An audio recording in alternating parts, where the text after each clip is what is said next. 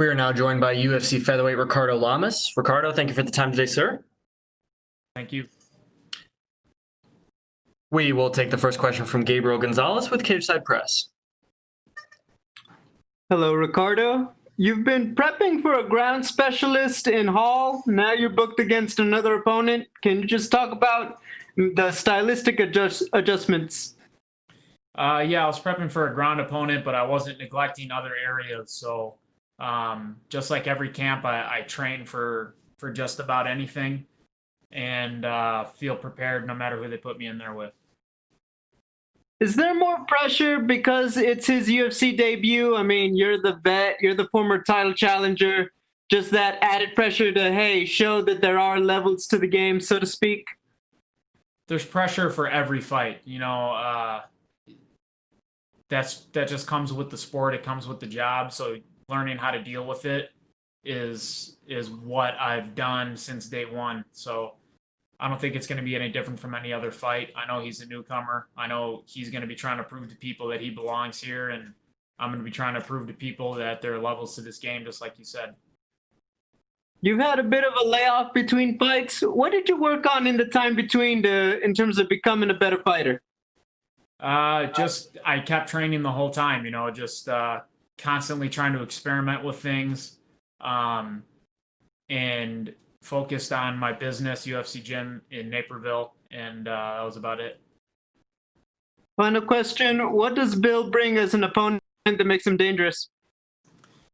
He just brings in that he's got nothing to lose in this fight. That makes anybody dangerous. So he's just going to come in kind of, I feel like everybody's expecting him to lose because he's a newcomer and he's going up against a vet like myself.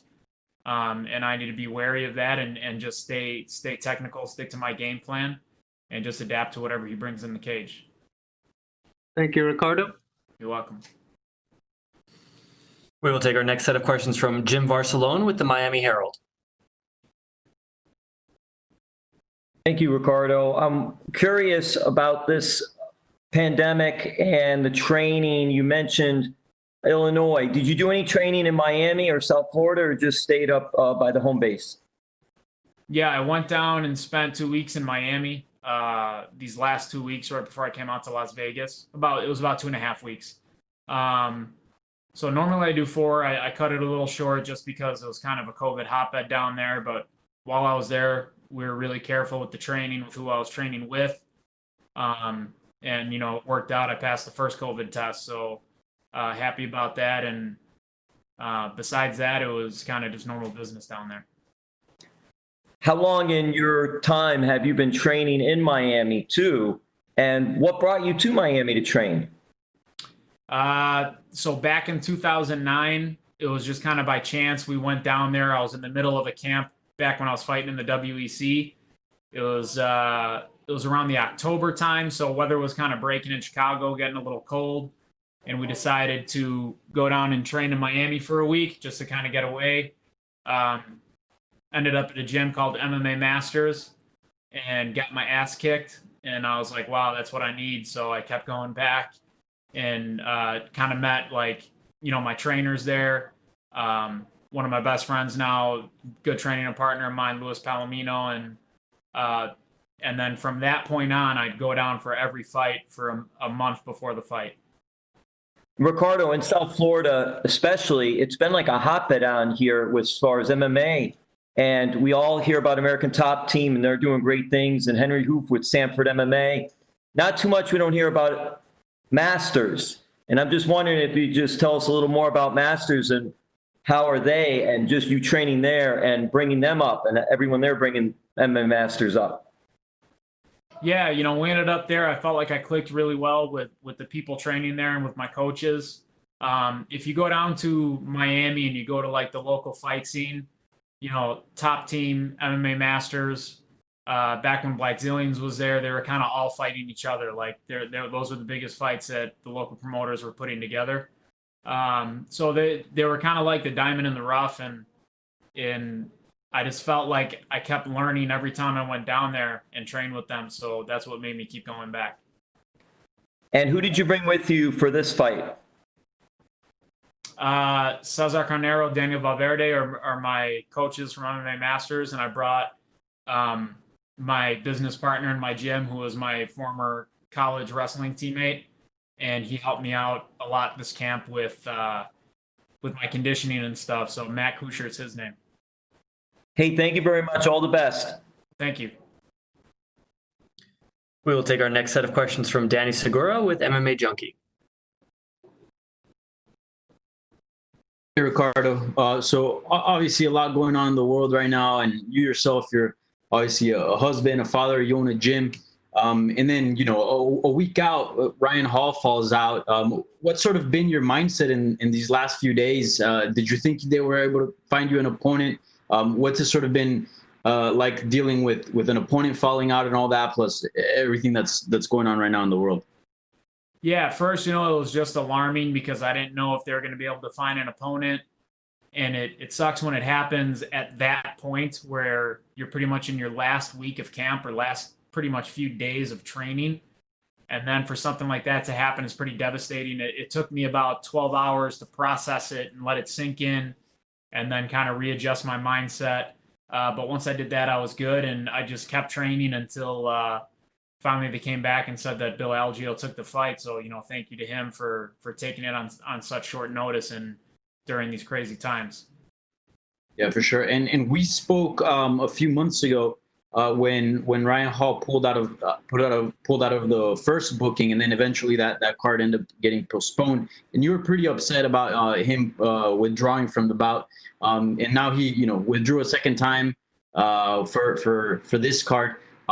Is that a fight you'd even want to revisit at some point, or are you kind of done with the Ryan Hall matchup? Yeah, I'm you know what? I'm not even thinking about Ryan Hall right now.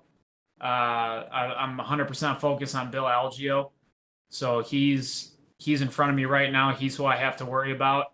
So any other possible matchup isn't even in my head at the moment. For sure. And you were excited for that matchup with Ryan Hall to sort of test your grappling skills because you got a very underrated grappling skill set, or at least you felt that way. For this one, do you still want to do that, or is the plan to take things to the ground and kind of prove everyone that you got some of the best ground skills in the weight class, or what's kind of the game plan here? The game plan is going to be to take advantage of every opportunity that comes my way in that fight and just stay on my toes and just be kind of reactive and react to the situation that's given to me at that given moment. Sure. And last question in Spanish. ¿Le quieres mandar un saludo o un mensaje a toda la gente latina, a toda la gente hispana que te ha estado apoyando por muchos años y te van a apoyar este sábado? Claro. Quiero mandar un saludo y agradecer a todos mis fanáticos de Latinoamérica por todo el apoyo que me han dado durante los años y durante mi carrera. Y tú sabes, una de mis metas siempre ha sido representar a todos ustedes lo mejor que puedo. Muchas gracias, Ricardo. Suerte el sábado. Gracias. We will take our next questions from Alfredo Bush with Claro Sports. Hola, Ricardo, qué gusto saludarte. Quisiera preguntarte antes que nada, ¿cómo te sientes en esta semana de pelea después de que ha pasado poquito más de un año que no subes a la jaula? ¿Cómo te sientes? ¿Cómo ha sido estos meses para ti? Me siento normal, yo soy un veterano en este deporte y estoy acostumbrado de la semana de la pelea y con todo lo que tenemos que hacer. Y para mí es normal, es como yo estaba en la jaula ayer. ¿Qué esperas este fin de semana después de que te venías preparando para un oponente, te lo terminan cambiando por distintas circunstancias? ¿Cómo lo tomas este nuevo reto? Bueno, yo sé que es un oponente nuevo, pero va a ser los mismos resultados y yo voy a salir con la mano en alto. ¿Cómo has sentido estos meses, Ricardo, en los que el mundo ha cambiado tanto, en los que no habrá gente en las gradas? En fin, esa parte, justo para ti que eres un peleador veterano que sabe todo lo que hay alrededor, ¿cómo has vivido este tiempo? Bien, y lo mismo que siempre, yo siempre trabajo muy, muy duro para cada pelea y no fue diferente en este campamento. O sea, el mundo cambió, pero yo no cambié. Yo siempre trabajo duro y siempre voy a trabajar duro como siempre. Perfecto, Ricardo, te agradezco mucho. Suerte el sábado. Gracias. We will take the next questions from Carlos Contreras with Milenio Diario. Ricardo, ¿cómo estás? Bien, ¿y tú?